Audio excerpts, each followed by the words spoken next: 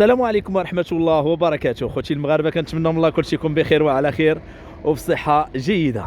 مباشرة من العاصمة الرباط، إجراءات خاصة يوم الموندياليتو بالعاصمة الرباط. خليكم معنا تكتشفوا معنا بزاف الحويجات مهمة للناس اللي غيجيو للعاصمة، فمرحبا بكم كاملين. كما كتشوفوا دائما متتبعينا الكرام الجمالية، هنا بجنبات مركب الأمير مولاي عبد الله، ونحن نتصفح مواقع التواصل الاجتماعي.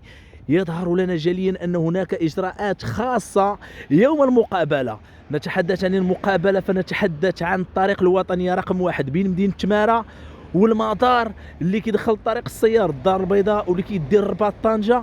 فهنا كاين إجراءات خاصة 6 ساعات قبل المقابلة و4 ساعات بعد المقابلة. يعني الناس اللي غيشدوا الطريق هذه فغتكون خاصة بالناس اللي كيتوفروا على ورقة الدخول المركب الأمير مولاي عبد الله، باش الأمور تكون مزيانة إن شاء الله وتكون في أبهى حلة.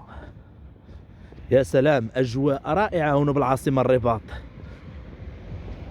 يعني كما كتشوفوا معنا متشبعينا الكرام، فمركب الأمير مولاي عبد الله جاهز 100%. اللهم بارك. كما كتشوفوا البوابات فراهم مرقمين واجدين.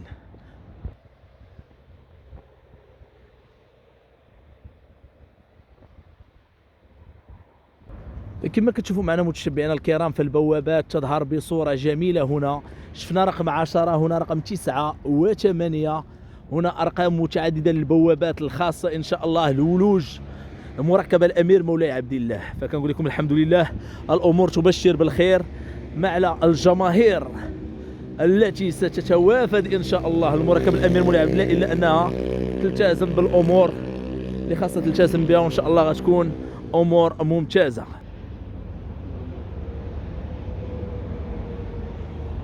كيف ما كتشوفوا معنا متتبعينا الكرام، الجديد هنا بالمدخل الخاص بجوج، كما كتوضح الصورة هنا بجنبات مركب الأمير مولاي عبد الله. الصور جميلة حصرية فقط على القناة ديالكم. كما كتشوفوا أي مستجد فغادي تلقاو معنا إن شاء الله، فمرحبا بكم. ما تنساوش الاشتراك في القناة والبارطاج باش دائما يوصلكم الجديد.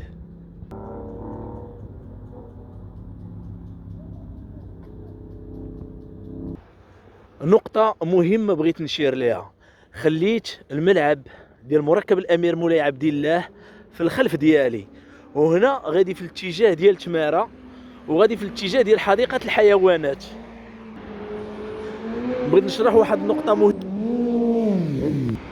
نقطة مهمة غادي نشرحوها إن شاء الله، فبغيت أي واحد يبارطاجي معنا الفيديو لتعم الفائدة.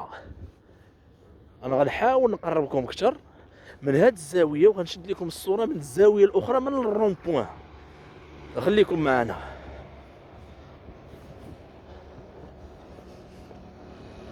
فكما كتوضح الصورة، الطريق ديالنا اللي كنمشيو فيها من الرباط لتمارة، فعندنا جوج المسالك.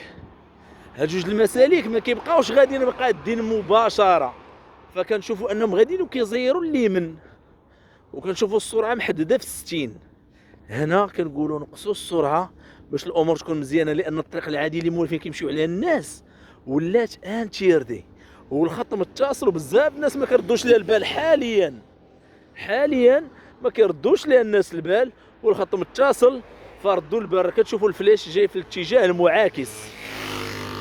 يعني الطريق ديالنا اللي بغينا نمشيو للرباط، بغينا نمشيو لتمارة والحديقة، فكنسلكوا المسلك على اليمين. عندنا الفلاش اللي غادينا نيشان والفلاش اللي غادينا الحديقة، ولا ندخلوا لطريق السيار من جديد. فهانتوما ركزوا معايا، لان كاين ناس هاد الطريق هذه اللي كنشوفوها فلاش معاكس، السهم معاكس غادي في هذا الاتجاه هذا، فهذه في الاصل كانت كدي مباشره للتمارة، ولكن من دار المدار جديد وترتبت الامور من جديد، فكاين تغيير لازم نردوا البال، لان بزاف الناس كيتصيدوا في هذه الطريق هذه. واللي كنأكد راه كاينين لي بانو هنا، كاين تشوير الطرق اللي كيأكد الامور كما هي. فالله يجازيكم بخير كل الحيطه والحذر. كذلك هنا من الجهه ديال تمارة كنشوفوا المسار بقى تقريبا هو في الهيه، جوج كيمشيو. هنا كنشوفوا الطريق هذه اللي هنا كنشوفوا ان صاحب الدراجه الناريه غلط فيها، نورمالمون ما خصش يدوز من هنا. يعني كنقولوا للاخوان ردوا البال، الله يجازيكم بخير. فالخط متصل هنا، يعني الناس اللي جايين من الرباط غيمشيو في هذه الطريق هذه مباشره ويديروا الرون بوين ديالهم ويشدوا المسار اللي هما بغاوه. وبالنسبه للناس ديال تماره اللي بغاو يدخلوا للحديقه الوطنيه او حديقه الحيوان عفوا، فهنا بالرباط تماره، فهنا كنبغيو ناكدوا انه كاين واحد الفلاش هنايا وحنا جايين من تماره كيعطينا اننا ندخلوا الرون بوين ديالنا ونديروا المدار ديالنا على خاطرنا ونشدوا الطريق هنا، ما عندناش غرام د المشكل. والناس اللي كيجيو من تماره وغلطوا دخلوا في هذه الطريق هذه فعندهم الحق يكملوا في هذا المسار، وهذا المسار هذا هو اللي كيغلطوا فيه الناس ديال الرباط اللي جايين من الرباط كيبغيو يمشيو تماره، بعض المرات كيغلطوا هنا لان مولفوا الطريق هذه كتجيب مباشره، فالطريق اخوتي ولات كدوز من هنا. وطريق السلامه للجميع، وهادشي كامل باش يكون ان شاء الله الموندياليتو ناجح لداخل وبرا، والله المعين يا رب. فكما كتشوفوا معنا متتبعينا الكرام، هنا الاجواء غادي تكون خرافيه بالعاصمه الرباط، فكل التوفيق للمنظمين. تحيه كبيره جدا للرياضي الكبير ملك البلاد صاحب الجلاله الملك محمد السادس نصره الله. شكرا للناس اللي كيسيروا الامور في الجامعه، كنشكروا القجع على المجهودات الكبيره اللي كيبذل، لان صراحه شفنا مجموعه من التغييرات. هنا مسجد رائع، هنا بجنبات مركب الامير مولاي عبد الله، كاين امور اللي زوينه صراحه. نتمناو من الله الخير والتيسير ونشوفوا موندياليتو ناجح ان شاء الله. فهذه هي الاجواء، تقدر تخرج من التيران وتبقى غادي ما عندكش غرام ديال المشكل. فكما وعدناكم غادي ناخذ لكم لقطات مميزه اليوم الاول من الموندياليتو بالعاصمه الرباط. فما عليكم غير الاشتراك في القناه والبارطاج باش دائما يوصلكم الجديد. صور رائعه ما شاء الله.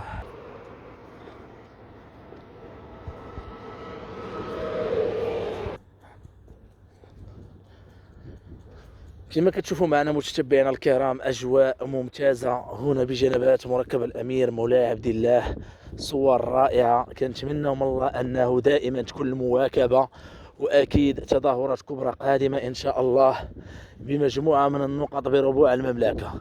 اكيد غنشوفوا مباريات مميزه، والافتتاح خير دليل على المستوى الهائل. افتتاح مميز، افتتاح خيالي كان بعروسه الشمال طنجه، والقادم افضل بالعاصمه. اكيد فريق ريال مدريد غادي يخلق الحدث بالعاصمه، غتكون امور اللي هي مميزه.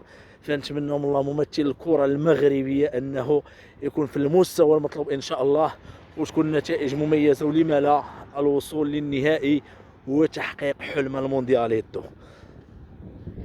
الى هنا متتبعينا الكرام، مباشره من الطريق الموازيه لشارع الحسن الثاني، غادي نقول لكم تهلاو ليا في راسكم، ونتلاقاو في فيديو جديد. استودعكم الله الذي لا تضيع ودائعه، والسلام عليكم ورحمة الله وبركاته.